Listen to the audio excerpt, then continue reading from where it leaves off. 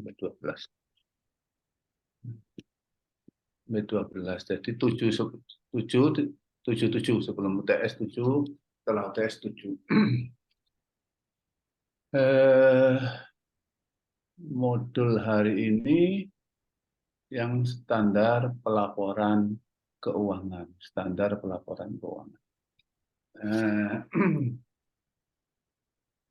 Karena ada 12 mahasiswa, nanti 6 pertemuan berikutnya biar mahasiswa yang presentasi dulu berdua ya. Ada komponen nilai presentasi soalnya. Ya, Prof. Jadi silahkan dibagi Mas Widya atau ketua kelasnya dua pasangannya siapa. Isinya sih di modul ini, tapi PowerPoint-nya nanti boleh share, boleh saya share juga. Karena modul ini sekali lagi singkat.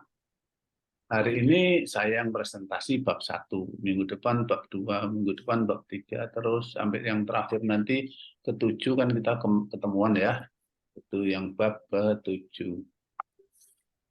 Sambung. Kemudian setiap minggu juga saya ngasih kuis. Kuisnya no bahasa Inggris, no bahasa Indonesia, pokoknya kuis paling jawab benar salah atau pilihan ganda. Kuis. Nanti bisa diisi setelah kuliah sampai besok lah. Kuis tentang masing-masing bab ini. Isinya apa. Oke. Jadi pelaporan korporat. Kalau di S1 kan sudah pernah dapat akuntansi keuangan, akuntansi manajemen, auditing, dan sebagainya. Nah, pelaporan korporat itu akuntansi keuangan. Lebih banyak ke akuntansi keuangan. Laporan korporat, akuntansi keuangan, plus nanti mungkin ada yang apa itu? Sustainability report, integrated report di akhir kuliah nanti ada. Akuntansi syariah sudah tidak ada di sini, jadi tidak perlu ada di modul ini tidak ada. Pelaporan korporat terkait dengan laporan keuangan, financial statement. Modul 1, isinya itu apa? Pengantar pelaporan korporat dan pelaporan keuangan, standar akuntansi di Indonesia, konvergensi FRS, kerangka konseptual pelaporan keuangan, nah, isinya itu. Dan ada latihan soal, ada jawabannya.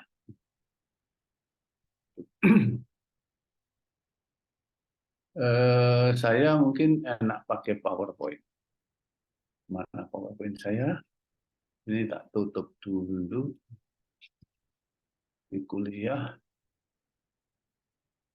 Nah, ini pelaporan korporat saya. Ini ada standar keuangan. Standar pelaporan keuangan. Nah, ini cerita tentang yang financial reporting yang bahasa Indonesia adalah rangka konseptual model akuntansi dan teori ekuitas. Okay.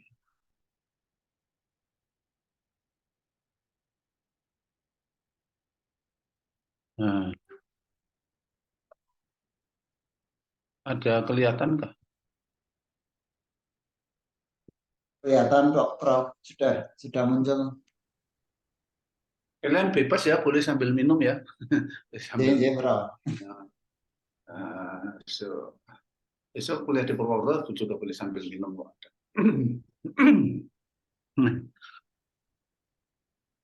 Pelaporan keuangan sama tapi juga berbeda. Pasti sudah Mas ingat lah kalau accounting atau akuntansi di pengantar akuntansi itu didefinisikan sebagai apa, gitu kan, ingat ya. Tapi accounting itu bukan hanya akuntansi keuangan ya, akuntansi manajemen dan yang lain-lain. Jadi accounting intinya adalah Accounting is a service activity. Its function is to provide information. Aktivitas jasa yang tugasnya memberikan informasi. Kalau akuntansi keuangan, informasinya informasi dalam bentuk laporan keuangan untuk pihak eksternal. Kalau akuntansi manajemen, informasi keuangan untuk pihak manajerial kan. Tapi accounting sendiri adalah sistem informasi. Jadi mengolah data menjadi informasi, terutama keuangan. Masih ingat ya, itu di pengantar akuntansi ya. Kalau proses pengolahan sering disebut dengan bookkeeping itu kan sekarang sudah dilakukan oleh komputer ya. Untuk perusahaan besar apalagi sudah sistem komputer. Jadi akuntan tidak lagi menjurnal, memposting buku besar, enggak, semuanya sudah sistem. Inputnya melalui berbagai cara, ada dengan scanner, ada yang mungkin manual sedikit, ada lewat jaringan internet inputnya. Nah, prosesnya journalizing, posting, dan summarizing, dan terusnya sudah dilakukan komputer, bahkan sampai penyajian dalam bentuk laporan keuangan. Standar akuntansi tidak mengatur proses. Standar akuntansi mengatur penyajian, presentation, ya, preparation and presentation of financial information. Mengatur penyajian apa yang harus disajikan, bagaimana menyajikannya. Standar akuntansi mengatur yang pelaporan keuangan untuk pihak luar, eksternal, berupa laporan keuangan yang sekarang namanya adalah laporan posisi keuangan, laporan penghasilan komprehensif, laporan arus kas, laporan perubahan ekuitas, dan kemudian catatan dan disclosure atau dulu catatan atas laporan keuangan. Ya. Mungkin sebagian yang sudah lulus agak lama, oh dulu laporan keuangan terdiri dari neraca atau balance sheet, gitu kan? Laporan laba rugi atau statement of profit and loss atau net income dan seterusnya. Dan waktu belajar mungkin dulu belum IFRS, ya, sekarang IFRS itu International Financial Reporting standar pelaporan keuangan internasional. Ya. Ya karena dulu saya kuliah juga zaman Orde Baru itu begitu sistemnya karena mengikuti Amerika. Nah, Orde Baru disupport oleh Amerika sehingga sistemnya mengikuti Amerika. Nah, kemudian sekarang sudah sejak tahun 2000, Indonesia secara formal 2011 sudah harus mengikuti IFRS, International Financial Reporting Standard.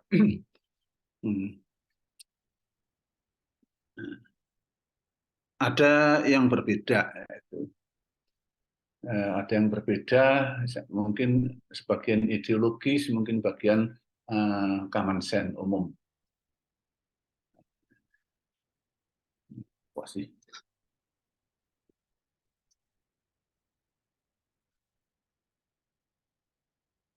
Standar akuntansi. Jadi standar di Indonesia itu yang menetapkan IAI, ya, Dewan Standar Akuntansi Keuangan. IAI dalam menyusun standar itu merujuk ke IFRS, IASB, International Accounting Standard Board, IFRS, karena terikat agreement. Terikat agreement sehingga mengikuti IFRS, tidak Amerika lagi. Standar ini, standar akuntansi dipakai untuk pedoman dalam praktek penyusunan laporan keuangan dan juga dalam audit untuk menetapkan kewajaran laporan keuangan.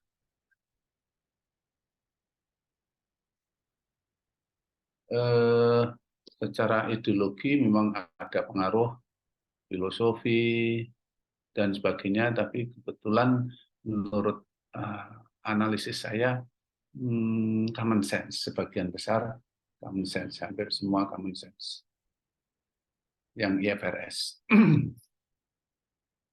Saya juga mempelajari akuntansi syariah dulu tahun 95 sampai 99. Itu di Indonesia belum ada standar akuntansi syariah.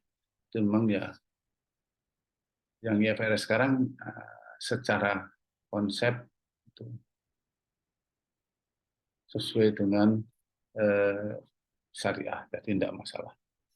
Yang secara pelaporan. Nah, mau cerita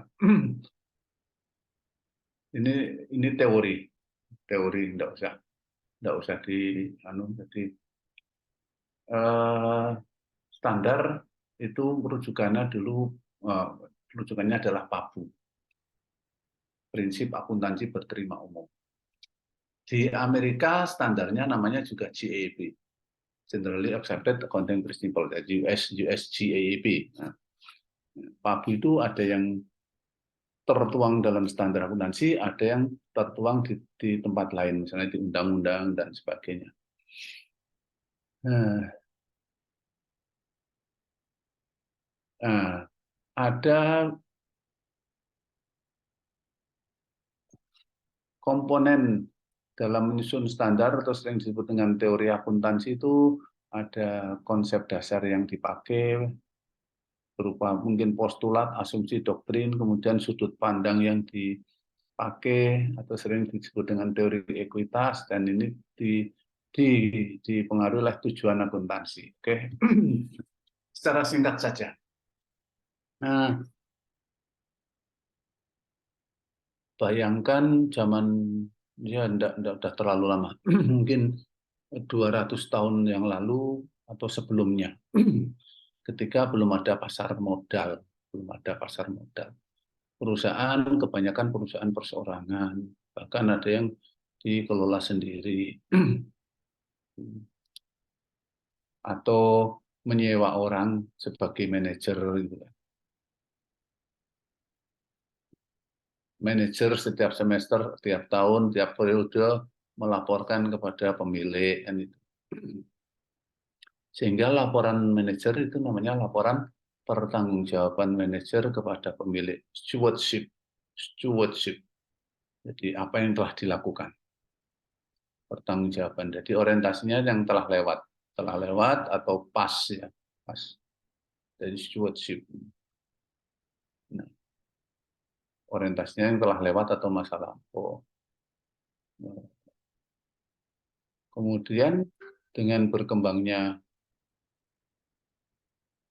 pasar modal, konglomeratisme di negara barat, terutama di Amerika, karena kita rujukannya Amerika dulu, dan sekarang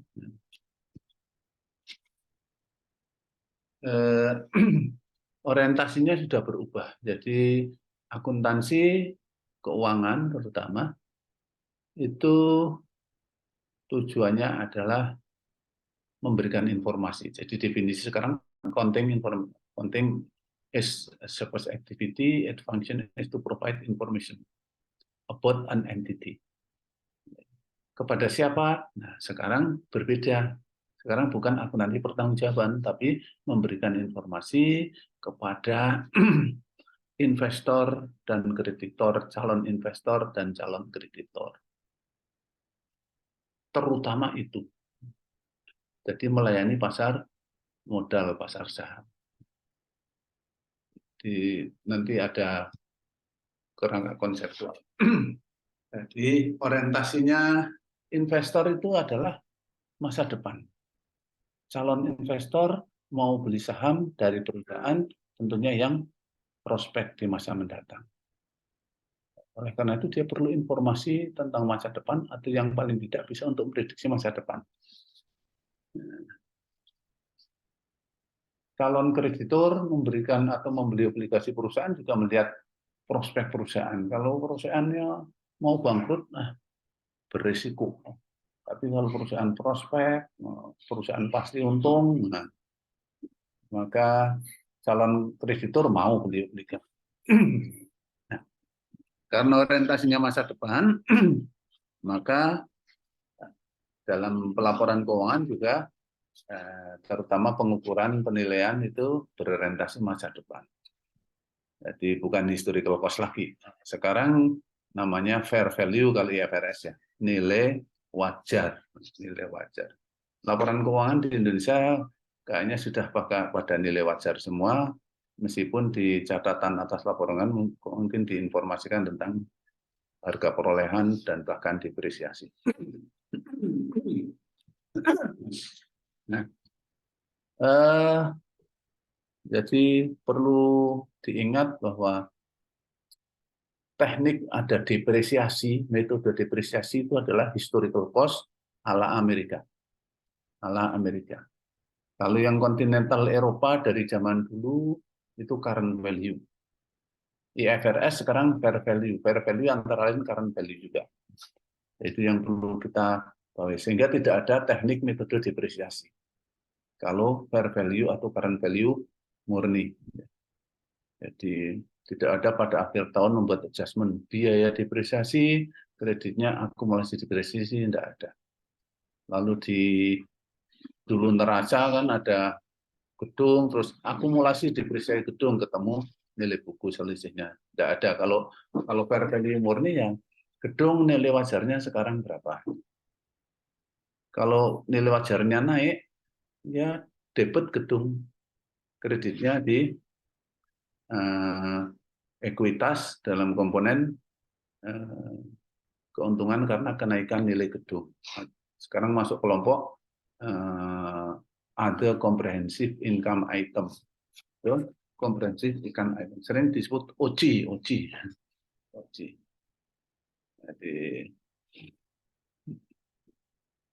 Jadi bisa jadi saya memperoleh untung dalam 1 tahun tanpa saya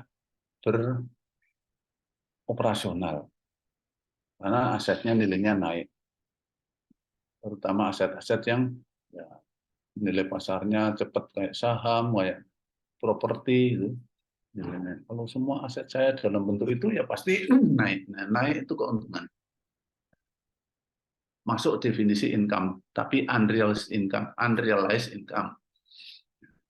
Nah, repotnya adalah pajak. Dari pajak masih memakai historical cost dasarnya, sehingga ada biaya depresiasi yang boleh dikurangkan untuk menghitung pendapatan kena pajak. Nah, jadi karena orientasinya untuk investor, kreditor, dan kontributor, maka nilai nanti dasar pengukuran yang dipakai tidak historical cost lagi, tapi nilai wajar. Banyak konsep-konsep dasar di dalam teori, banyak teori ekuitas, sudut pandang dalam teori akuntansi, ya. Sehingga bisa terjadi kombinasi macam-macam. Misalnya di konsep dasar ada going concern atau asumsi ya, asumsi atau doktrin, postulat. Ada economic entity. Jadi going concern itu diasumsikan perusahaan akan terus hidup kan itu. Economic entity. Nah, objek akuntansi adalah entitas. Entitas itu bisa perusahaan, bisa non perusahaan yang mencari laba dan yang tidak mencari laba, entitas. Intinya suatu perusahaan itu dianggap suatu entitas ekonomi terpisah dari pemiliknya. Jadi fokusnya ke perusahaan. Oleh karena itu nanti ada persamaan akuntansi aset perusahaan ya, sama dengan sumber asetnya atau klaim terhadap aset. A sama dengan kewajiban plus ekuitas. A sama dengan K plus E, itu kan persamaan akuntansi. Keseimbangan akuntansi, bukan persamaan. Kalau persamaan matematika, A sama dengan K plus E, bisa diubah jadi A minus K sama dengan E. Nah, kalau keseimbangan akuntansi tidak, karena dengan sudut pandang entity ini, A ya sama dengan K plus E, tidak bisa A minus K sama dengan E itu kan matematika.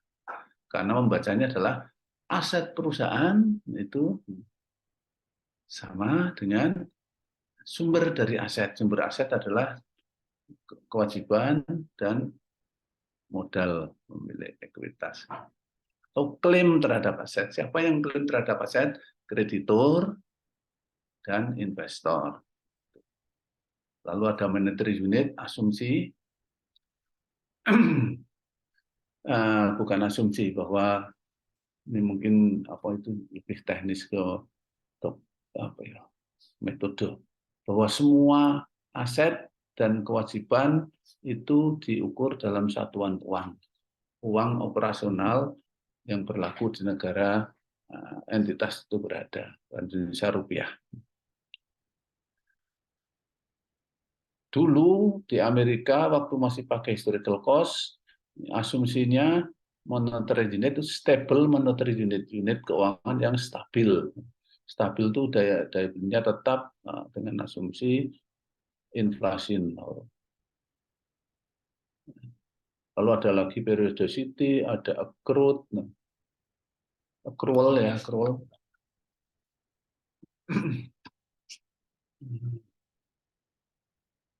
Wah, nggak terlalu jelas dan sebagainya. Jadi maksudnya konsep dasar itu setiap pemikir, peneliti bisa mengusulkan. Ada yang pakai istilah konsep dasar, ada yang pakai istilah asumsi, ada yang pakai istilah postulat. Teori ekuitas di sebelah kanan itu sudut pandang yang dipakai untuk mengembangkan ini standar akuntansi. Dari kita ada proprietary teori, ada entity teori, ada investor teori, ada residual teori, ada fund teori, commander teori, enterprise teori, dan sebagainya. Nah, akuntansi keuangan yang kita bahas sekarang itu memakai entity teori. Sebetulnya nggak pas secara ilmu karena fokusnya ke investor, mestinya investor teori. Tapi karena pakai asumsi economic entity, maka kita pakai entity teori. Entity teori tadi dampaknya tadi A sama dengan K plus E. Kalau proprietary teori dari awal memang ya, A minus K sama dengan E atau E sama dengan A minus K. Kalau proprietary teori. Nah, kalau investor teori mestinya ya ekuitas, fokusnya ke ekuitas dikurangi apa ya? Ekuitas ya. Karena fokus investor adalah ke nilai ekuitas, net asset. Net asset sama dengan aset kurangi semua kewajiban. Tapi kita tidak bahas itulah, kita pakai entity teori, sehingga sebetulnya kalau ya IFRS atau IASB itu yang diambil tujuannya adalah decision usefulness, jadi memberikan informasi untuk pengambilan keputusan, bukan pertanggungjawaban. Kemudian konsep dasar yang dipakai going concern, economic entity, monetary unit, periodicity, dan accrual. Accrual itu mengakui kewajiban ketika mengakui pendapatan ketika sudah menjadi haknya. Pendapatan menjadi haknya tentunya ketika barang atau jasa sudah diberikan. Mengakui beban atau biaya ketika sudah menjadi kewajibannya, itu accrual. Sehingga ada dampaknya, ada utang piutang untuk pendapatan maupun biaya. Ada pendapatan yang diterima di muka, kita kelompokkan itu sebagai kewajiban. Ada pendapatan yang masih harus ditagih, masuk kelompok piutang misalnya. Beban juga gitu, beban yang masih harus dibayar itu utang. Beban yang telah dibayar di muka itu masuk aset nanti. Itu dampak dari accrual. Jadi ada aset, piutang, dan ada kewajiban utang.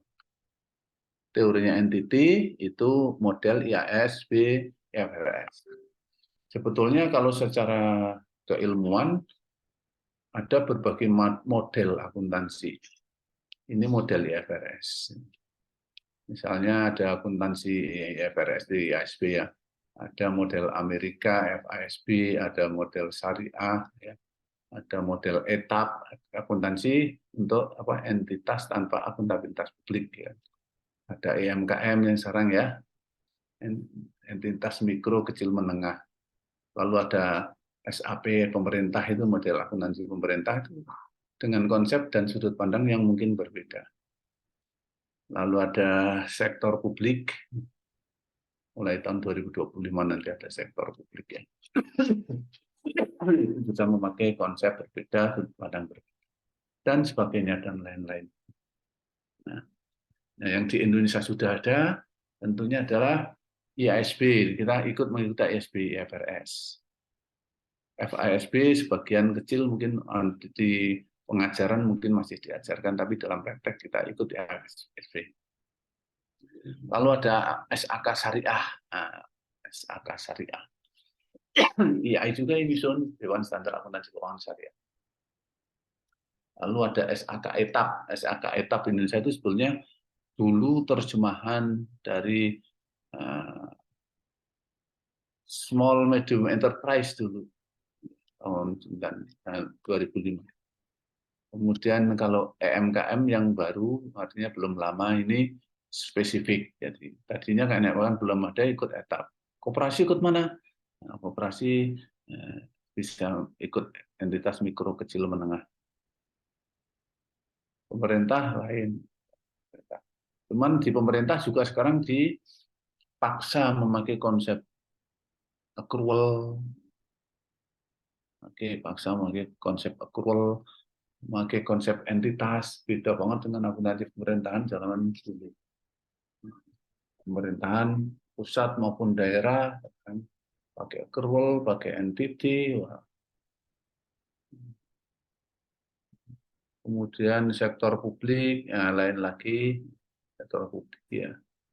Itu juga harus dipelajari nanti kalau yang kerja di KAP kan juga suruh belajar ini karena bisa mengaudit lembaga pemerintah, instansi pemerintah, bisa mengaudit sektor publik, partai politik, yayasan, dan sebagainya, bisa mengaudit koperasi dan sebagainya, bisa mengaudit lembaga keuangan syariah, syariah juga harus paham. Jadi masing-masing model ini ada konsep yang berbeda dan sebetulnya sudut pandang yang berbeda karena tujuannya berbeda. Di akuntansi EMKM tentunya tidak untuk investor, calon investor, karena mereka lembaga yang kecil ya. Kalau nggak salah masih boleh pakai historical cost.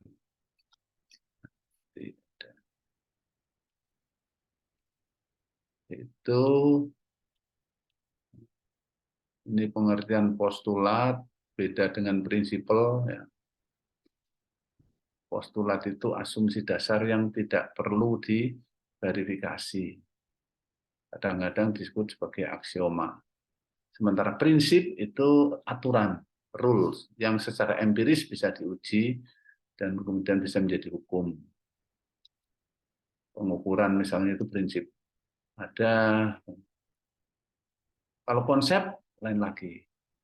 Ide generik yang diambil, disimpulkan dari kejadian khusus tertentu. Bukan dari terjadi tidak, tapi di dalam pengembangan itu dijadikan satu postulat, prinsipal, konsep dasar, kadang-kadang maknanya disamakan. Ini apa ini?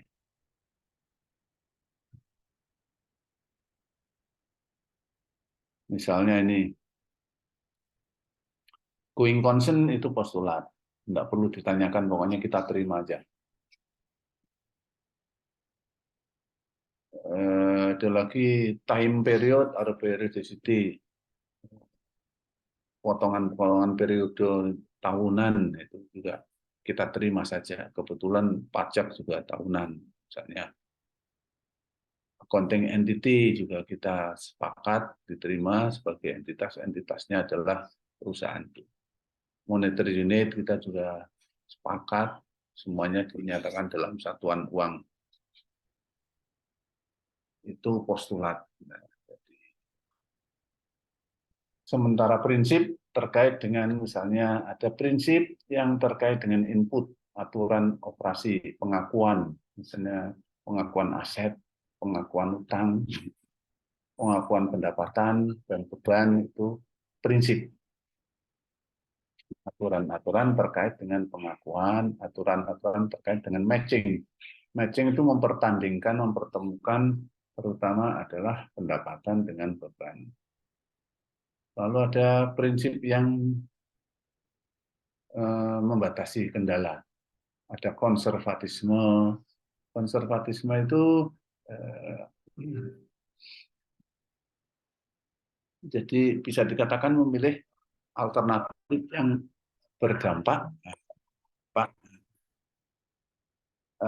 mungkin paling tidak mengenakan bagi perusahaan. Orang konservatif kan seperti itu, hati-hati.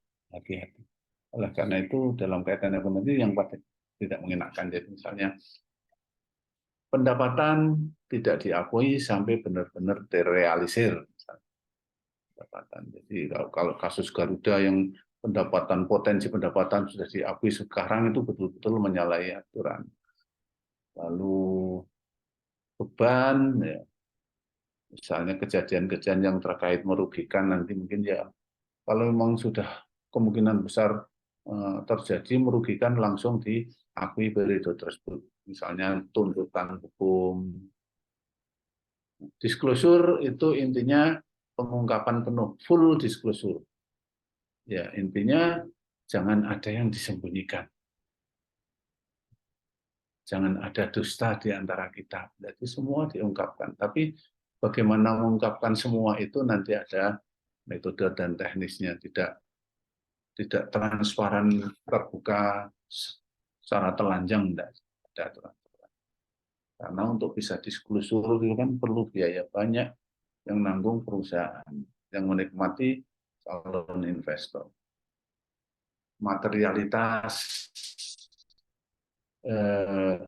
biasanya yang dilaporkan laporan keuangan itu jumlah yang material secara. Kalau yang jumlahnya tidak material hanya diabaikan atau digabungkan dengan komponen lain. Kalau terkait pengeluaran mungkin langsung diakui sebagai beban karena jumlahnya tidak material. Meskipun bermanfaat lebih dari 1 tahun. Objektivitas. Objektif, kita pahamlah objektif apa ya. Sesuai fakta, diukur secara objektif, akurat, sesuai fakta. Tidak lawannya subjektif. Loh Pak, kalau nilai wajar misalnya dengan nilai pasar sekarang, tidak semua barang kan ada nilai pasarnya dengan jelas. Nanti kita serahkan kepada ahlinya. Ahli kan subjektif, Pak. Ya subjektif di antara, misalnya gini, saya punya sebidang tanah,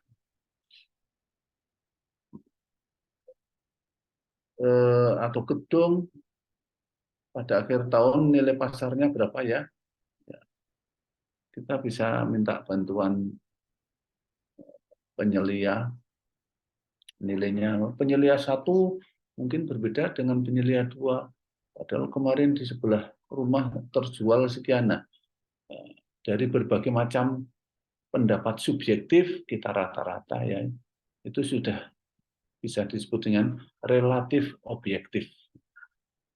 Relatif objektif. Dibanding nilai historical cost yang tidak bermanfaat atau kurang bermanfaat bagi investor.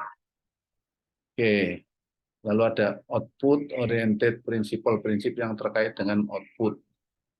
Misalnya, laporan keuangan, informasi laporan keuangan harus bisa dibandingkan, comparabilities. Dibandingkan dengan siapa? Dibandingkan dengan perusahaan lain yang sejenis, artinya perbandingan antar perusahaan. Perbandingan antar perusahaan hanya bisa menurut menurut logika itu kalau perusahaan itu menerapkan metode yang sama. Kalau metode berbeda, masa dibandingkan. Membandingkan apel dengan apel, jangan apel dengan jeruk. Nah, metode yang sama itu kita sebut seragam, sehingga perbandingan antar perusahaan itu sering disebut dengan uniformity, comparability, tapi yang uniformity. Atau membandingkan dengan tahun-tahun sebelumnya dalam perusahaan yang sama, interperiod. Interperiod. Itu artinya bisa dibandingkan angka tahun ini dengan tahun lalu kalau metode yang diterapkan sama. Dan di tahun ini metode ini sama dengan tahun lalu. Sama antar periode itu sering disebut dengan konsistensi. Konsistensi, jadi bawahnya itu ada konsistensi. Jadi uniformity itu seragam metodenya antar perusahaan. Konsistensi artinya seragam antar periode dalam satu perusahaan. Konsistensi itu bagian dari comparability. Itu terkait dengan output laporan keuangan informatif. Ini beberapa prinsip-prinsip, cuman konsisten bukan berarti perusahaan tidak boleh ganti metode, boleh ganti metode. Tapi ada syarat-syaratnya ya, nanti di belakang ada.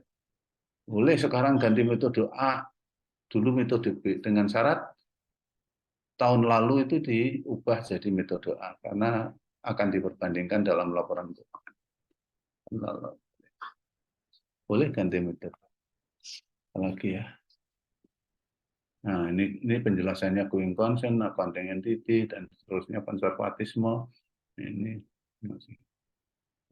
tak ulang-ulang ya.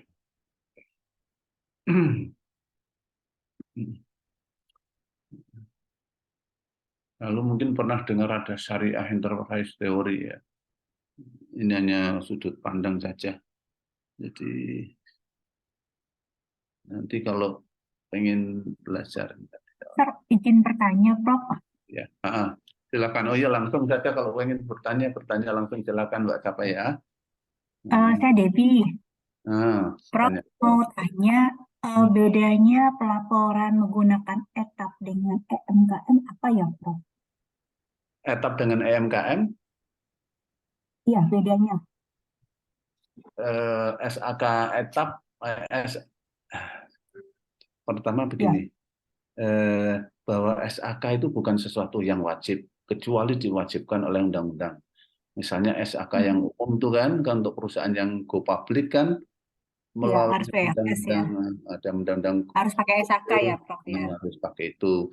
Tapi kalau perusahaan yang tidak go public, apakah wajib menerapkan? Nah, kalau itu perusahaan bisnis yang mencari laba, mau nyusun laporan keuangan, disarankan kalau dia masuk kelompok MKM ya pakai SAK MKM. Tapi kalau dia bukan perusahaan bisnis, pakailah etap. Nanti ada sendiri yang mulai berlaku tahun 2025 itu sektor publik ya. Pemerintah sektor publik ya. Apa? Yayasan sektor publik ya. Nah, bedanya nanti ada pembahasan sendiri kan di belakang ya. Nah, untuk SAK EMKM. Sebetulnya jangan terlalu jangan terlalu wah rumit banget enggak. SAK itu hanya terutama mengatur penyajian laporan keuangan. Jadi kalau SAK umum tuh aset supaya disajikan menurut nilai wajar. Nilai wajarnya kan itu. Tapi kalau di EMKM karena kecil, perusahaan kecil, boleh pakai historical cost. Boleh pakai historical cost. Padahal yang kecil itu mestinya nilai wajar lebih mudah. Misalnya, saudara KAP diminta atau konsultan diminta menyusunkan laporan keuangan perusahaan kecil karena dia mau mengajukan kredit. Padahal tidak pernah ada sistem akuntansi di perusahaannya. Ya kita datang aja, susunkan aja pada tanggal itu asetnya berupa apa saja. Dia nggak nyatet harga perolehannya, ya kita nilai wajarnya malah enak. asetnya sedikit, nilai wajarnya gampang, misalnya mobil, terus sepeda motor atau apa. Kalau tidak gimana ditaksir? Udah total asetnya 100 sesuai nilai wajar. Kewajibannya utangnya ada enggak? Dia kebetulan enggak punya utang, 0 ekuitasnya. Jadi liabilitiesnya, ekuitasnya 0. Enggak perlu ada jurnal, enggak perlu ada itu. Yang penting bagi eksternal itu laporan keuangan, bukan bagaimana jurnalnya, bagaimana. Kalau perusahaan besar tapi frekuensi transaksinya sedikit juga mungkin tidak pakai jurnal, catatan harian pun bisa menyusun laporan keuangan. Iya, tadi punya komputer kok tidak ada program akuntansinya, lucu kan, mempermudah pekerjaan komputer. Jadi SAK etap mau SAK MKM bukan sesuatu yang wajib. Cuma bagi kita kalau mau menyusunkan laporan keuangan perusahaan yang masuk MKM ya mengikuti MKM. Tidak banyak bedanya. Tidak banyak bedanya prinsip-prinsip untuk menyusun laporan keuangan. Etap juga begitu, tidak banyak bedanya. Entitas tanpa akuntabilitas publik. Ada sesuatu yang membingungkan. PT Jarum Kudus, dia tidak terdaftar misalnya tidak terdaftar di pasar modal karena dia bukan PT terbuka, belum pernah IPO. Menyusun laporan keuangannya pakai mana? Yang paling cocok ya pakai etap, karena dia bukan UMKM, tapi juga bukan yang go public, pakai etap. Sekali lagi aslinya etap itu terjemahan dari Accounting Standard for Small Medium Enterprises di IFRS sana. Cuma di Indonesia kok diterjemahkan etap, dulu juga memang debatable. Nah, kemudian menyusul EMKM sendiri. Sehingga banyak EMKM sama dengan etap. Ya, EMKM. Koperasi masuk etap atau enggak? Definisi EMKM juga berbeda loh antara Kementerian dan OJK. Berbeda. Nah, ini yang diikuti yang mana? Ya, jadi enggak banyak berbeda lah. Enggak banyak berbeda. Yang agak berbeda ya antara akuntansi pemerintahan. Syariah gimana? Ya syariah juga enggak banyak berbeda kok. Tidak banyak berbeda masalah penyajian dan laporan keuangan atau informasi keuangan.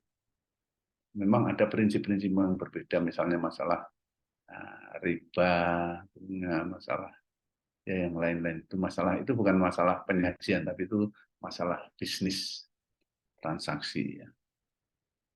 Standarnya tidak banyak berbeda. Oke. Dalam prakteknya loh, dalam prakteknya standar akuntansinya tidak banyak berbeda. Ada lagi mungkin yang ditanyakan sebelum kita melihat ini. Ya Pak, mau tanya sekali lagi Pak terkait dengan misalkan induk perusahaannya udah IPO ya Pak ya, sudah TBK. Terus Nah, anak perusahaannya apakah harus, kan nanti kan harus dikonsol ya Pak laporan keuangannya. ya, Nah, anak perusahaannya berarti juga harus SAK ya Pak ya? iya, ya. Jadi anak perusahaannya, kalau anak perusahaannya belum IPO sendiri, kan dia tetap harus dikonsolidasi. Konsolidasi ada di IFRS, SAK IFRS. Ya. Baik Pak, terima kasih Pak. Terus ini mau apa saya? Oh ini teori aja lah ya. Ini teori kita model IFRS, IASB, ya, sudah. Nah, terus yang kerangka konseptual sekarang sudah bukan exposure draft lagi. Nah ini aja coba.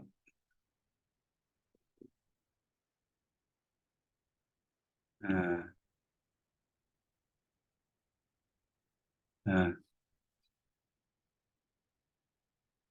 Jadi ini di intermediate, buku intermediate. Jadi ini bagus karena di Indonesia tidak digambar begini. Nah, nah eh,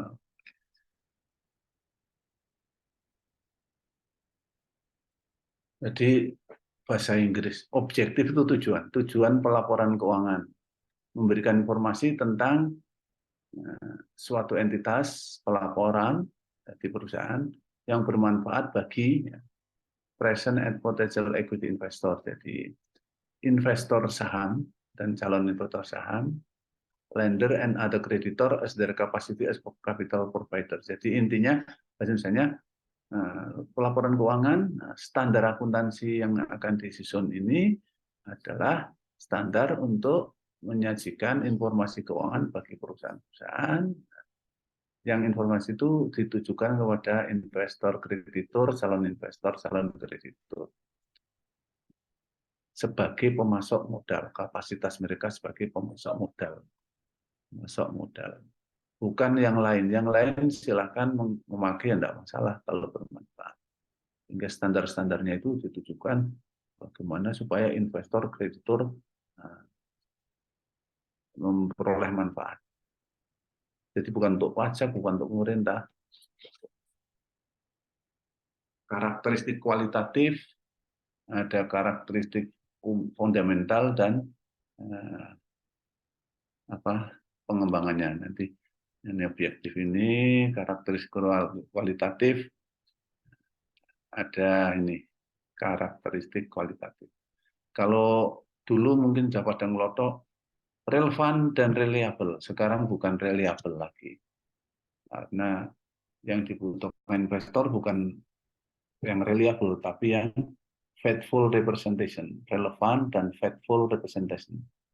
Nah, faithful representation diterjemahkan di Indonesia oleh AI itu penyajian yang tepat. Penyajian yang tepat. Sebetulnya faithful itu jujur ya, jujur. Tidak ada dusta. Penyajian yang jujur. Tapi kayaknya istilah jujur kok nggak laporan keuangan kok nggak enak ya. Ada yang tepat. Relevan bagi investor, calon investor, kreditor. Jadi kalau tidak relevan ya. Maksudnya relevan itu nilai informasi itu memiliki nilai prediktif, bisa untuk memprediksi dan mengkonfirmasi prediksi-prediksi yang sudah dilakukan. Kalau jujur, presentasi jujur itu artinya lengkap, tidak ada yang dilewatkan, netral, tidak memihak salah satu pihak, investor kok, kecuali investor, pokoknya padanya netral. Free from error, ya, bebas dari kesalahan kali, jumlah, dan sebagainya. Kalau ada kesalahan ya dikoreksi. Jadi itu yang dimaksud dengan faithful, jujur. Informasi akan semakin bermanfaat kalau pertama comparability dapat diperbandingkan antar perusahaan maupun antar tahun. Comparability itu kan bisa uniformity, bisa konsistensi. Verifiability bisa diverifikasi. Timelines, nah ini yang penting ya. Tepat waktu. Laporan keuangan per 31 Desember baru terbit Februari. Itu tepat waktu atau enggak? Understandability. Dapat dipahami. Artinya istilah-istilah yang digunakan itu ya sedapat mungkin adalah istilah yang tidak menyesatkan, istilah yang orang secara umum paham. Yang celakanya beberapa istilah kan teknis ya. Kas itu apa? Kita orang akuntansi tahu kas adalah uang tunai, ada simpanan di bank yang bisa ditarik sewaktu-waktu, itu kan definisinya itu kas. Jadi uang di bank itu kemasuk kas, kecuali yang dibatasi penggunaannya nanti dilaporkan terpisah. Piutang itu apa maksudnya? Piutang dagang itu apa? Ada lagi istilah-istilah yang lain ya. Persediaan itu apa? Persediaan bahan baku apa? Istilah-istilah teknis yang dipahami. Karena ini sudah umum, ini ureannya relevan itu apa, prediktif itu apa, faithful representation itu apa, enhancing qualities yang 4 tadi, comparability, variability, yang lain. Nah ini apa nih? Ini yang baru. Nah ini contoh soal-soalnya bahasa Inggris tapi sebentar kok baterainya sudah belum. Sebentar ya, tak ambil colokan.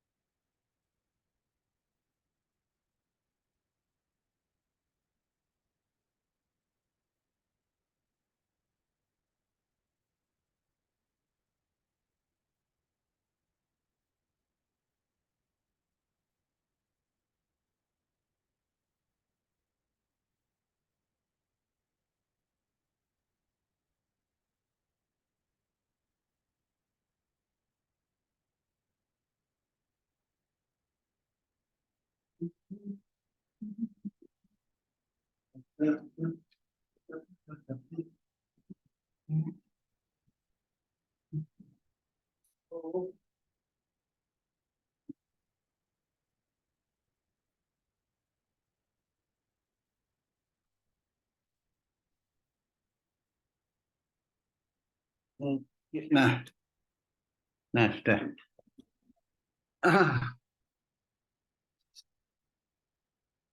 Oke, ini pertanyaan-pertanyaan pengertian tadi yang di karakteristik kualitatif yang diterapkan ketika perusahaan dalam industri yang sama menggunakan prinsip akuntansi yang sama, itu comparability.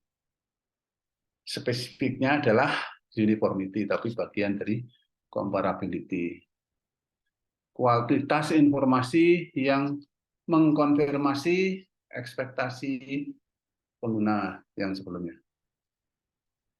Nah, konfirmasi ya, konfirmasi mana? Confirmatory value.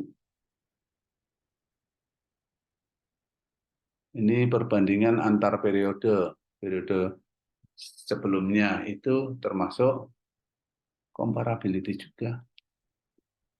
Spesifiknya adalah interperiod comparability atau konsistensi.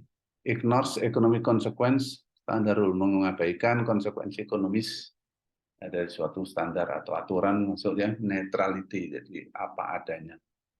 Mengendaki degree of consensus yang tinggi. Nah, ini tentunya adalah verifiability, artinya bisa ditelusur, kok angkanya sekian, buktinya mana, perhitungannya seperti apa, itu bisa ditelusur kembali, itu bukti-buktinya. Untuk auditing terutama nanti. Predictive value, predictive value adalah isi dari kualitas fundamental yang predictive value, itu predictive relevan. Oke. Kualitas value yang, nah ini ada jawabannya lah. Ini contoh. Nah ini terkait asumsi economic identity, going concern, monetary unit, predictive accrual, asumsi atau konsep dasar lah. Lalu prinsip pengukuran, pengakuan pendapatan, pengakuan beban, dan full disclosure. Jadi yang tadi pakai fair value itu prinsip pengukuran, fair value. Lalu pengakuan pendapatan diakui ketika sudah menjadi haknya atau sudah selesai prosesnya. Jadi pengakuan pendapatan itu ada beberapa perusahaan secara umum diakui saat penjualan pendapatan itu. Saat jual, debitnya piutang dagang atau kas, nah kreditnya pendapatan dari penjualan. Cuma ada beberapa perusahaan yang boleh mengakui pendapatan sebelum penjualan atau setelah penjualan. Sebelum penjualan misalnya demikian proses produksi selesai langsung diakui pendapatan. Itu untuk perusahaan-perusahaan yang produknya pasti terjual dengan harga yang pasti juga, relatif pasti. Ya, perusahaan eksplorasi minyak, perusahaan tambang emas, ya demikian, jadi pasti terjual, boleh. Tapi ada juga pengakuan pendapatan untuk yang ditunda, itu untuk perusahaan yang berisiko tinggi keuangan misalnya, jadi menunggu diterima kasnya berbasis cash ada juga. Lalu ada perusahaan yang mengakui pendapatan setiap tahun meskipun belum selesai proses produksi. Ini untuk perusahaan-perusahaan yang nanti dibahas di belakang, perusahaan-perusahaan yang mengelola aset biologis jangka panjang. PTP, perusahaan perkebunan, tanamannya jati misalnya, nah, itu kan contohnya. Jati itu baru dipanen setelah umur 25 tahun atau 30 tahun. Nah, selama 25-30 tahun kan tidak ada penjualan. Apakah tidak ada pendapatan? Nah, mereka boleh mengakui pendapatan sebesar kenaikan nilai dari aset biologisnya. Itu kan itu sebetulnya fair value-nya. Fair value-nya.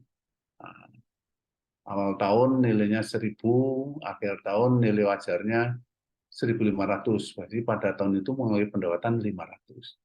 Juga perusahaan perkebunan buah, apel misalnya, pohonnya itu aset biologis itu bisa diakui pendapatan, atau kalau nilainya turun ya nanti sebagai penurunan nilai. Nanti ada pembahasan sendiri untuk aset biologis. Jadi selama proses produksi. Pengakuan beban pada dasarnya diakui mengikuti pendapatannya, periodenya. Jadi kalau terutama beban yang langsung direct atau ya, biaya produksi, harga pokok produksi itu mengikuti pendapatannya. Pendapatannya diakui tahun ini, ya bebannya langsung dikurangkan pada tahun itu. Nah, yang terakhir full disclosure, prinsip full disclosure, pengungkapan secara penuh. Penuh ini yang jadi permasalahan. Penuh itu seperti apa sih? Apakah semuanya harus diungkapkan? Nanti ada kendalanya, kendalanya cost tadi. Nah, untuk mengungkapkan informasi secara penuh, biayanya besar, ya manajer enggak.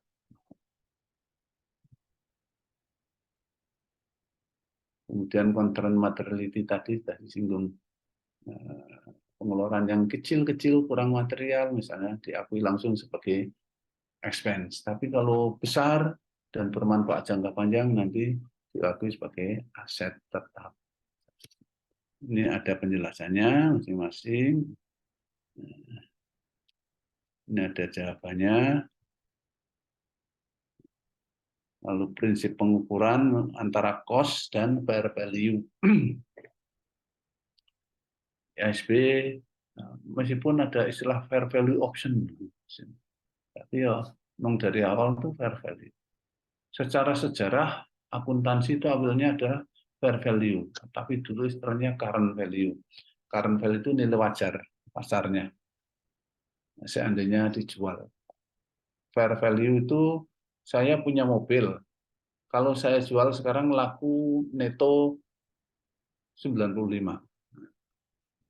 Tapi kalau saya pakai, saya manfaatkan, akan memberikan manfaat selama 5 tahun ke depan, setiap tahun sekian-sekian, di present value kan, present value itu didiskontokan, ternyata memberikan manfaat 100. Nah, ya otomatis dipakai saja, jangan dijual. Sehingga fair value itu adalah mana yang lebih tinggi di antara nilai jual neto atau net realizable value dan nilai manfaatnya, value in use. Nah, kalau saya punya gedung bertingkat, itu kalau saya jual laku ini mungkin 105 miliar. Tapi karena mau saya pakai sebagai kantor dan sebagainya, akan memberikan manfaat setiap tahun sekian selama 20 tahun. Di present value kan lebih dari 100 miliar. Ya, tentunya dipakai saja. Pak, bagaimana mengukur manfaat ekonomis masa datang tiap tahun dari gedung itu? Nah, pertanyaan selalu sampai ke teknis metode pengukurannya. Kalau saya butuh gedung, saya tidak memiliki gedung, alternatifnya adalah apa? Menyewa, kan? Menyewa gedung seperti ini. Setiap tahun selama 10 tahun sewanya sekian di present value. Nah, karena saya memiliki gedung, maka saya tidak perlu menyewa. Jadi biaya sewa yang tidak dibayar karena memiliki sendiri itu disebut bisa dipakai sebagai nilai manfaat masa mendatang dari memiliki gedung. Semua aset bisa dinilai dengan pendekatan itu. Termasuk aset yang paling penting dari perusahaan. Apa aset yang paling penting dari perusahaan? Ada yang tahu? Halo? Ya, Pak. Aset yang paling penting dalam perusahaan yang tanpanya perusahaan tidak bisa beroperasi. Cash ya Pak, ya? Uang. Likuiditas, Pak. Nah, perusahaan, jadi definisi aset adalah resources, sumber daya ekonomi yang dikontrol perusahaan melalui transaksi yang telah lewat, yang dengan membeli dan menyewa, dan diharapkan akan memberikan manfaat ekonomis di masa mendatang yang pasti. Jadi semua sumber daya yang akan bermanfaat dan dikontrol perusahaan itu adalah aset. Kontrol tidak mesti memiliki.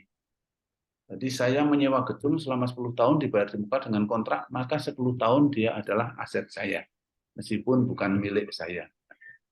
Pak, Pak, Ya. berarti termasuk SDM juga ya, Pak? Nah, ini yang mau saya tanyakan. Jadi sebetulnya sumber daya ekonomi itu kan pertama yang sumber daya finansial. Tadi jawab kas. Kas piutang itu sumber daya finansial. Lalu ada yang fisikal, yang karena ada bentuk fisiknya, kendaraan, gedung, tanah, dan sebagainya fisik. Ada yang tidak memiliki fisik. Kita sering sebut dengan legal right, atau intangible. Ada yang berupa sumber daya alam, natural resources. Jadi ada finansial, fisikal, legal, natural resources. Perusahaan memiliki keempat aset ini banyak sekali, tapi tidak ada manusianya yang mengoperasikannya. Ya tidak bisa beroperasi, kan? Sehingga sumber daya manusia itu paling penting. Semua penting, tapi paling penting manusia. Kuncinya di manusia. Nah, dengan historical cost kan tidak mungkin melaporkan nilai aset sumber daya manusia. Nah, sekarang ada yang intellectual capital gitu ya. Tapi dengan pendekatan tadi, pendekatan nilai masa mendatang di present value kan, itu aset SDM itu bisa diukur. Kalau mau, standarnya belum ada. Misalnya perusahaan punya karyawan saya, nah, saya dikontrak, misalnya kalau di Indonesia kan sampai pensiun ya, nah, boleh sampai pensiun saya akan menerima gaji dan sebagainya setiap bulan kan bisa dihitung dengan program Excel aja bisa dengan asumsi tertentu nanti setiap tahun naik sekian. Jadi perusahaan akan membayar saya. Jadi dengan kata lain itulah nilai saya sebagai aset perusahaan. Di present value kan maka saya nilainya sekian. Kalau punya 10.000 tinggal 10.000. itu bisa dihitung kalau dengan pendekatan nilai manfaat. Jadi nilai manfaat itu diukur dengan tadi biaya yang harus dikeluarkan untuk menyewa. Manusia kan disewa, hire bahasa Inggris. Itu nyewa. Kalau aset selain manusia kan ada yang rented atau lease disewa. Kalau manusia hire. Sama dari tesnya bisa. Seandainya nanti mau standarnya bisa sumber daya manusia. Artinya aset karyawan yang sekarang ada, karyawan yang belum di masa mendatang ya belum aset. Karena definisi aset adalah dikontrol perusahaan melalui transaksi ya, event yang telah terjadi lewat kan pas event. Ini sudah ada kontrak, artinya itu yang belum dikontrak ya belum aset namanya. Jadi bisa Mas, bisa melaporkan aset sumber daya manusia. Nah, kalau tidak dilaporkan di laporan utama, itu bisa diungkapkan dalam catatan atas laporan keuangan aset sumber daya manusia. Oke, ya. Ini IASB sudut pandangnya seperti itu.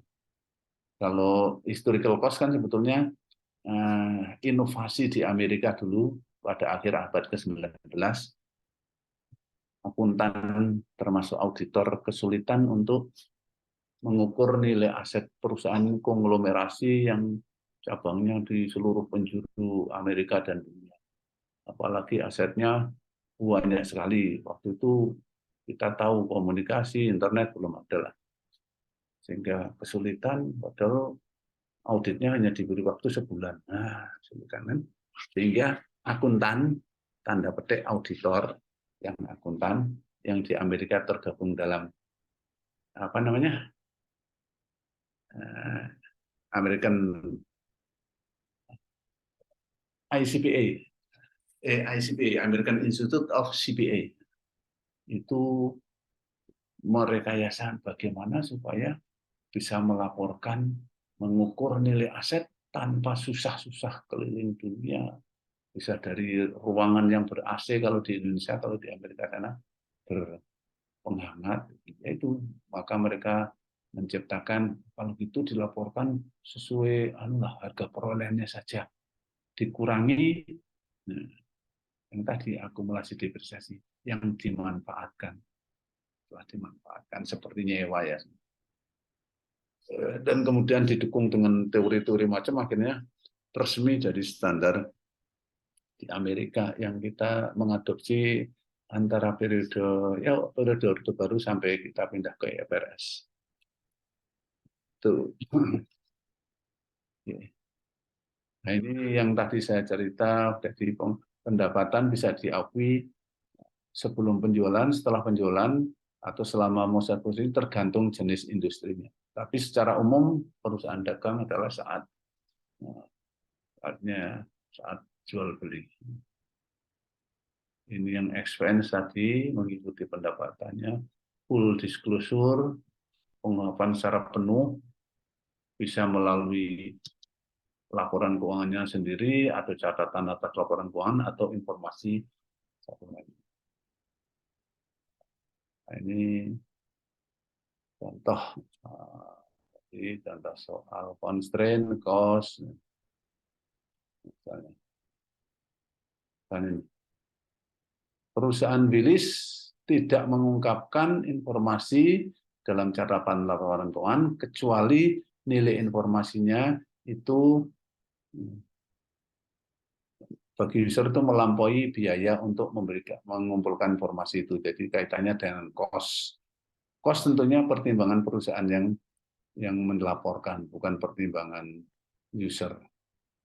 Perusahaan Beckham expenses mencatat mengakui sebagai expense biaya, ya, cost dari apa itu kotak sampah ya.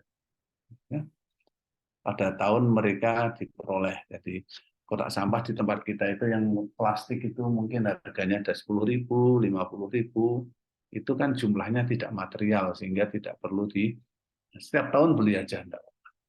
sehingga langsung dicatat sebagai expense, tidak sebagai aset. Itu maksudnya expense. Kalau mengakui sebagai aset namanya capitalize, yang mengkapitalisasi. Kalau mengexpand artinya mengakui sebagai expense.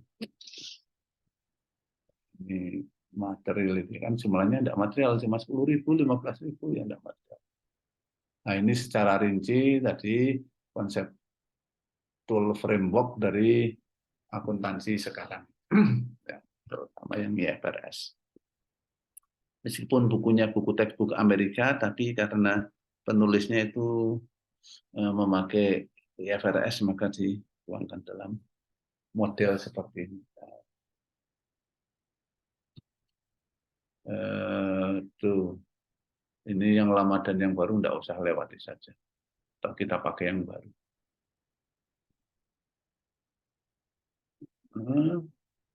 Ini konsep dasar. Jadi standar akuntansi itu disusun dengan atau dalam kerangka konsep yang seperti ini tadi. Jadi yang paling pokok adalah yang dasar pengukuran tadi, penilaian yang fair value dulu historical cost. Oke, ini baru yang pertama ya. Ada pertanyaan lagi, silakan.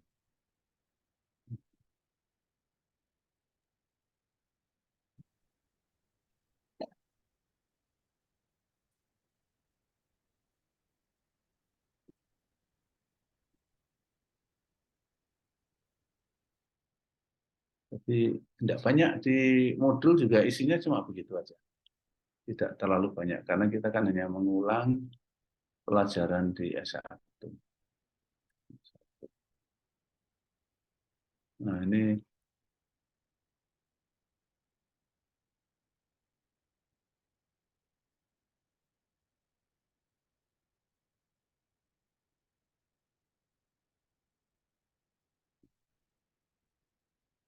mantap aja.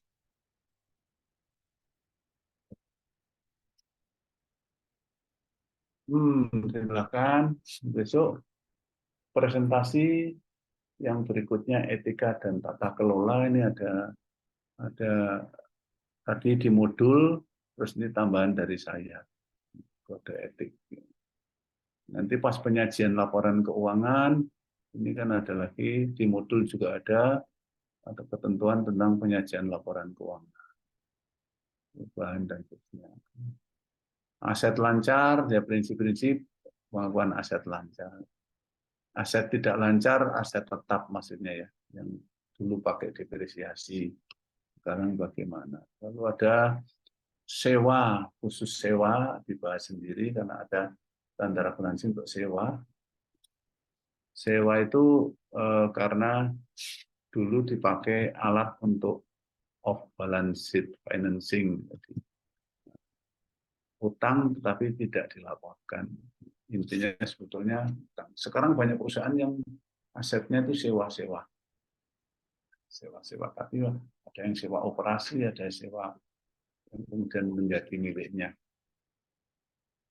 Lalu ada instrumen keuangan apa saja, akuntansinya bagaimana secara umum, maksudnya penyajiannya dalam laporan keuangan. Lalu ada imbalan kerja, provisi dan kontingensi, ada pajak penghasilan, ada kombinasi bisnis combination dan konsolidasi, lalu investasi pada entitas lain, investasi, lalu pendapatan, revenue, analisis laporan keuangan, laporan terintegrasi, dan saya tidak usah.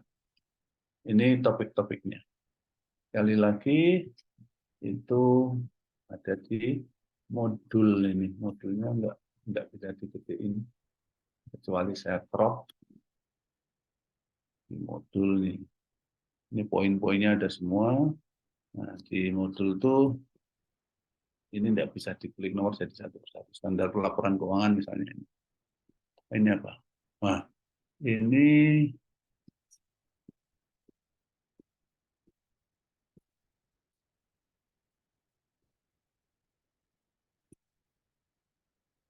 tabel SAK yang berlaku aktif per 1/2000 SAK, standar akuntansi keuangan. Kecil sekali, tidak bisa kelihatan. Kita tidak bisa mendownload SAK. Kita sebagai member hanya bisa membaca. Paling kita crop ketika membaca, kita crop. Tapi kalau terlalu kecil seperti ini, di crop juga tidak jelas. Tujuan kegunaan pelaporan keuangan sudah semua. Ini kayaknya masih yang lama ya.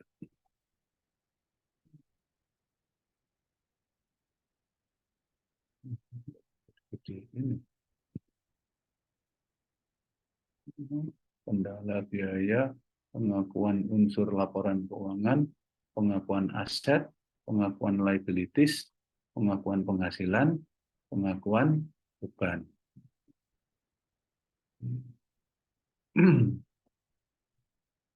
Tentunya aset diakui itu recognize saat diperoleh. Nah, sebesar harga perolehannya saat itu. Nanti di akhir tahun dilaporkan sebesar nilai wajarnya. Bisa turun, bisa naik. Nilai wajar akhir tahun merupakan nilai wajar awal tahun berikutnya.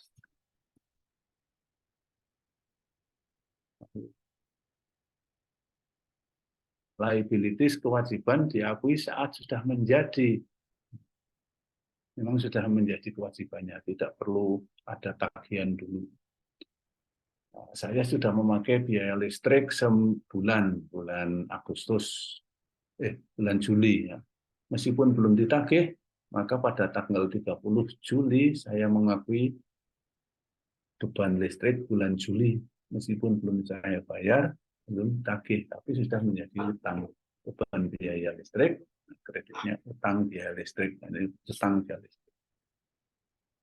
Dan seperti ini, pokoknya sesuatu yang sudah kita manfaatkan, tapi belum kita bayar, itu adalah kewajiban. Tapi ada juga kewajiban yang karena utang langsung ke bank gitu ya. Kita harus mengangsur jumlah yang harus kita bayar sampai lunas itu kewajiban, ada jangka pendek dan jangka panjang. Pengakuan penghasilan tadi pendapatan mesti maksudnya.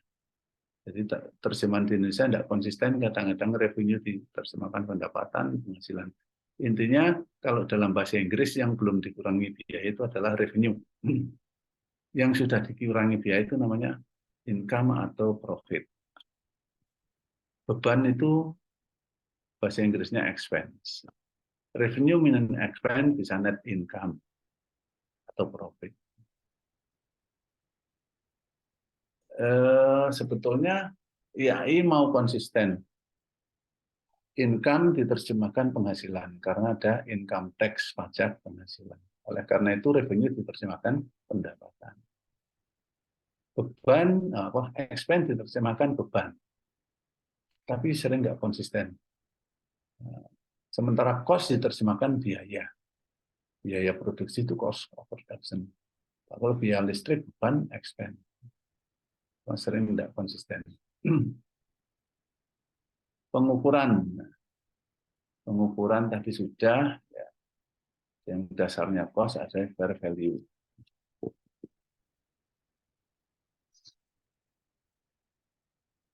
Nilai terrealisasi realizable value. Jadi kalau kita punya aset, harga jualnya 1.000, kalau saya jual ada biaya penjualan 5, selisihnya namanya 995. Itu namanya nilai realisasi bersih. Bahasa Inggrisnya net realizable value. Ada nilai sekarang, present value. Present value itu adalah nilai sekarang dari aliran kas di masa mendatang. Jadi tahun depan akan terima, tahun depan ini di present value pun ternyata dibagi dengan 1 plus R pangkat T. Itu present value diterjemahkan nilai sekarang. Ada yang menerjemahkan nilai kini. Jadi bingung. Bahasa Inggrisnya tidak bingung, present value. Kalau nilai realisasi realizable value, penyelesaian itu settlement value, nilai realisasi bersih net realizable value. Ini kurang apa ya? Kurang present value itu nilai sekarang dari arus kas mendatang. Ini nilai manfaat itu dengan present value dari manfaat di masa mendatang. Mana yang sebagai fair, mana yang lebih besar. Konsep modal dan pemeliharaan modal ini sih enggak perlu dibahas karena panjang lebar ini.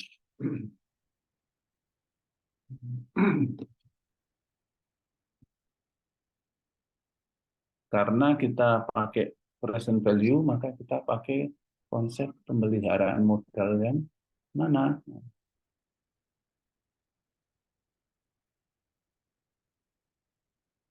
Intinya begini, kalau mendirikan perusahaan dengan modal awal tahun 100.000, kemudian melakukan aktivitas sehingga mendapatkan pendapatan dan penghasilan biaya.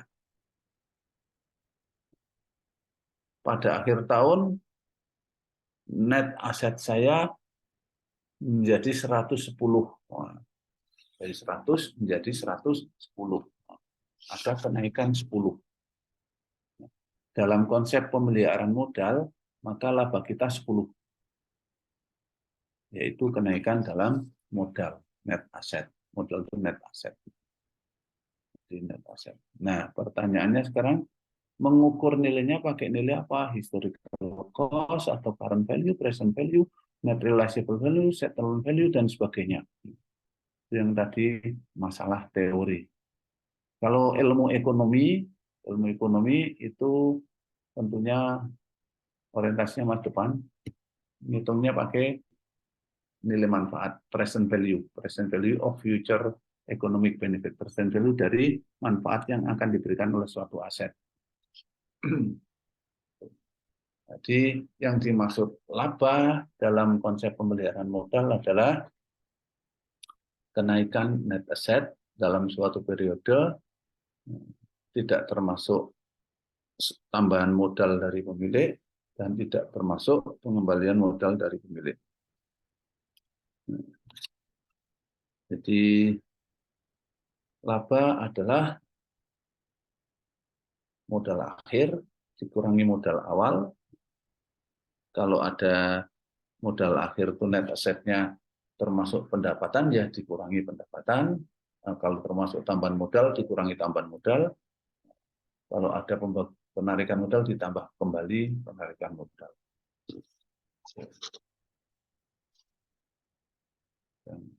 Apa yang harus dipelihara dari modal oleh manajer? Modal fisik atau modal keuangan? Modal keuangan pakai apa? Pakai current value, fair value. Nanti bisa dibaca. Itu teori, lewatkan saja.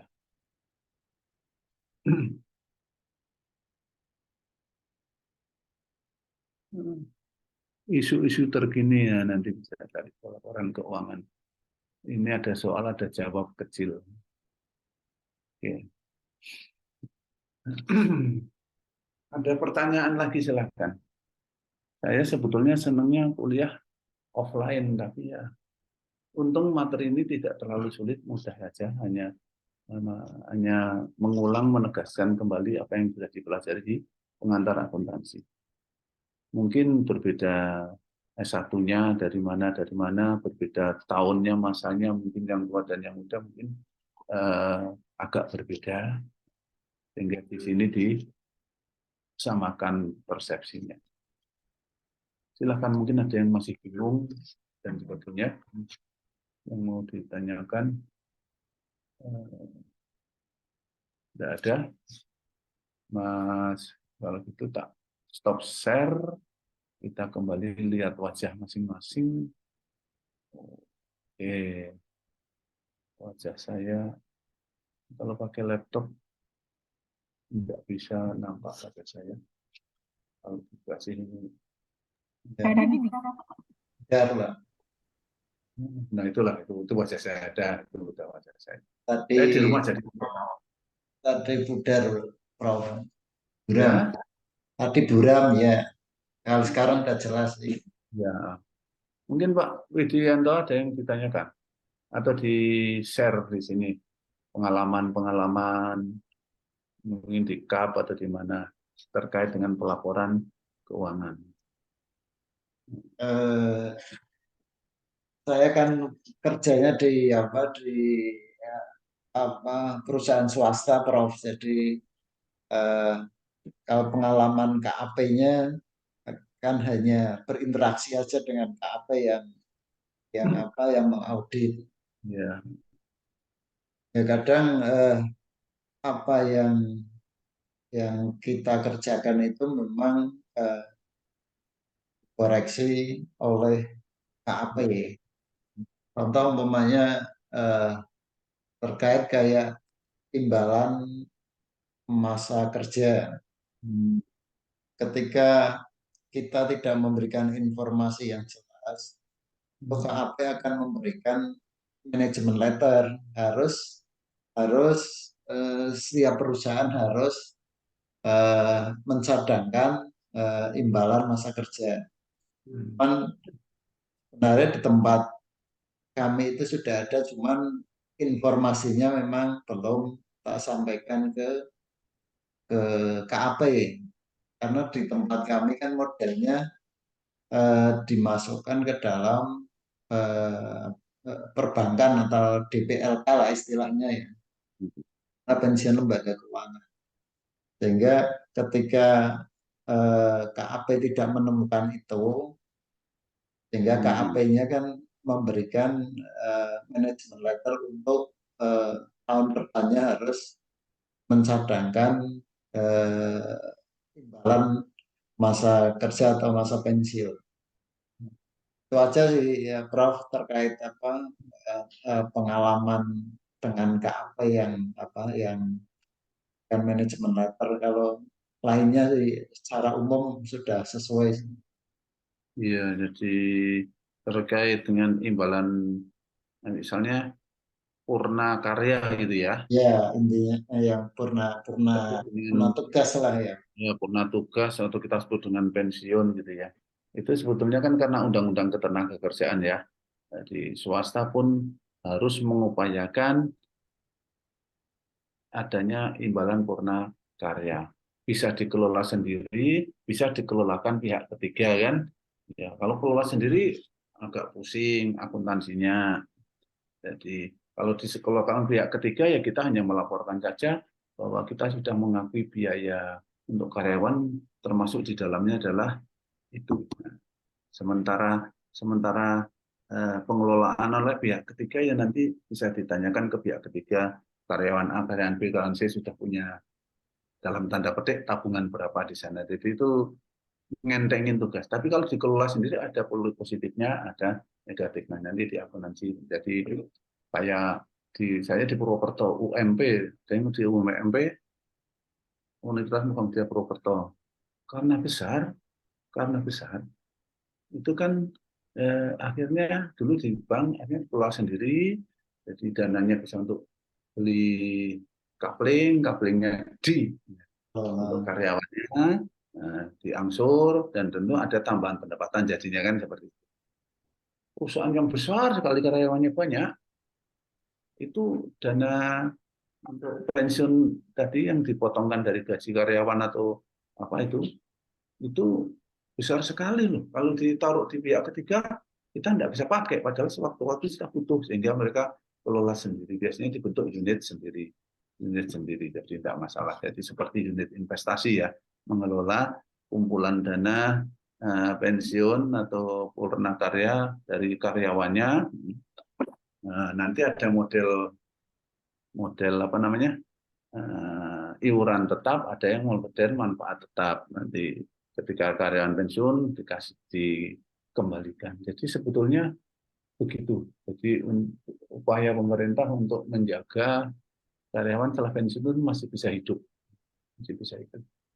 Wah, enak ya PNS terima gaji. Enggak, setiap bulan kita juga dipotong. diserahkan kepada Taspen, nanti Taspen yang mengembalikan kepada kita, baik secara lamsam maupun secara periodik. Jadi seperti itu. Di negara maju, sistem seperti ini dan termasuk sistem insurans itu untuk semua aspek. Untuk kesehatan, untuk kadang-kadang orang sana kan beda dengan kita karakter atau budayanya, pengangguran, dan sebagainya. Itu upaya pemerintah untuk menjamin kesejahteraan warga negara.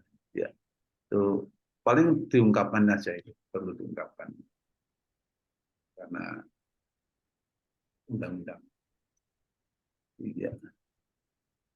Ada lagi yang lain tentang konsep ini? Jadi istilahnya konsep apa ya? Kerangka pikir kenapa standarnya seperti ini. Kerangka pikir ya. Iya. Sehingga nanti yang bagi IAI yang menyusun standar atau IFRS itu juga kalau ada fenomena baru di bidang bisnis, ini gimana standarnya masih di dalam kerangka pikir yang sama. Jadi tidak berbeda. Jadi tadi asumsi tertentu, sudut pandang tertentu membentuk yang kerangka pikir. Asumsi beda, sudut pandang beda, ya kerangka pikir yang berbeda. Oke. Kalau tidak ada, saya apa ya? Ada kuis. Nah, kuis silahkan diisi, bisa sampai nanti